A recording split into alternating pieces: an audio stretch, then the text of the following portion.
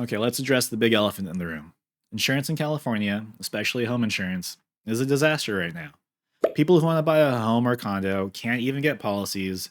Drivers are facing premiums 40% higher than a few years ago, and no one's happy top to bottom. Insurance companies are losing money, kind of. The California Department of Insurance is getting bullied, and consumers of insurance are getting a product they don't like at a cost they can't afford.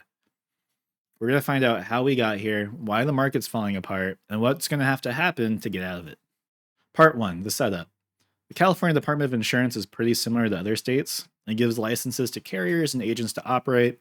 It investigates fraud and makes sure that insurance companies aren't being too risky with your premium. However, it's very different in two aspects that you've probably never thought of. First, in 1998, in an effort to bring transparency to the insurance rate setting process, insurers have to get approval from not only the state of California, but also from the general public. Every time an insurance company wants to change rates, usually for higher, they need to open the floor, so to speak, to the general public for any requests and criticisms from the public. You would think this looks like a YouTube highlight reel of weird people from a city council meeting, but practically in California, there's only one nonprofit fighting the good fight of antagonizing all admitted insurers in California. Their name is Consumer Watchdog. And the intervener process, which this is called, so far has, in my opinion, done its job. California is known for being incredibly expensive relative to other states, and it's in the middle of the country as far as average home insurance and auto insurance premium prices. They're still really high, but they are relatively average. A few years after that intervener process was instituted, another incredibly important structural change happened to the Department of Insurance. The leader of the department, the insurance commissioner, became an elected position instead of an appointed position by the governor. You can definitely see how these changes would happen in California. They're very Californian. Why wouldn't we want more input from the people that are being governed? And why wouldn't we want those people to elect their very important insurance commissioners who have a lot of power over what insurance premiums that general public pays? And as with most good intentions, they're finding good times, but not so good in emergencies. Part 2, the emergency. Inflation and risks get rapidly worse. This is what we usually hear for why insurance premiums rose over 40% in just 3 years. It's because inflation across the country has skyrocketed, specifically car repair parts and lumber especially skyrocketed. A labor squeeze from the pandemic made the cost of labor go up, and that cost never goes down. Corporations raised prices because they could, not only because some costs increase, but because they did and consumption did not go down. On a more macro level, the government printed trillions of dollars, increased the money supply, from 15.4 trillion to 21.7 trillion in 2 years to keep the economy from tanking. It's an increase shockingly similar to the rise of insurance premium of around 40%. Insurance companies were actually slow to respond to increasing costs. It's actually by design, too. If you have a rate locked in for a year, insurance companies are therefore a year behind in all their calculations. That's why more and more companies, especially in California, are going to 6-month price locks instead of 12 months. If it was up to them, they would change it every day. These are all boardroom or equivalent decisions that are enacting fiscal policy that results in higher premiums, at least indirectly. Combine this with the climate disasters that are getting more dangerous, more expensive, and more frequent, it's kind of hard to see how any system doesn't break.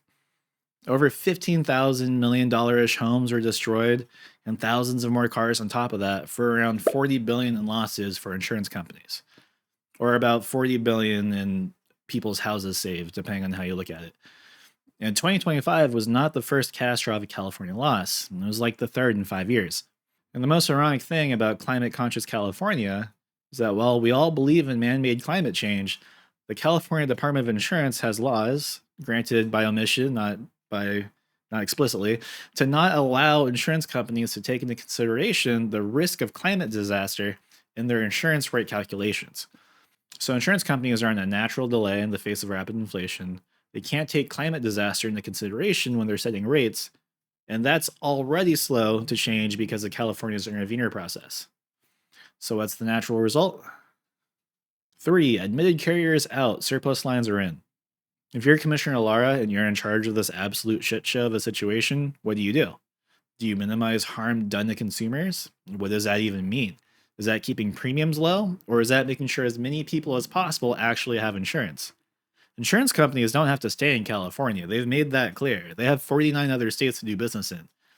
Do you favor businesses and just let them one time set whatever price they want and readjust it from there? While an appointed position might have the freedom to maximize utility or minimize pain, an elected position, hypothetically, I'm not saying this actually happens, has one thing to maximize, and that is what will make voters happy and continue to vote that person in as insurance commissioner, even if it's actually against the voting populace's interests. And it just means that if what needs to be done is going to be unpopular with the voters, it's going to take a long time to get it done. Did you know you don't have to be a licensed insurance company to do insurance business in California? If you follow the rules and comply with everything the state wants, that's called being an admitted carrier. And if you don't want to go through all the rate increase paperwork and processes, and you can just apply to do business as a non-admitted insurance carrier in the state. It's called being a surplus lines or excess markets. And guess who's still citing business now that the market's gone all out of whack?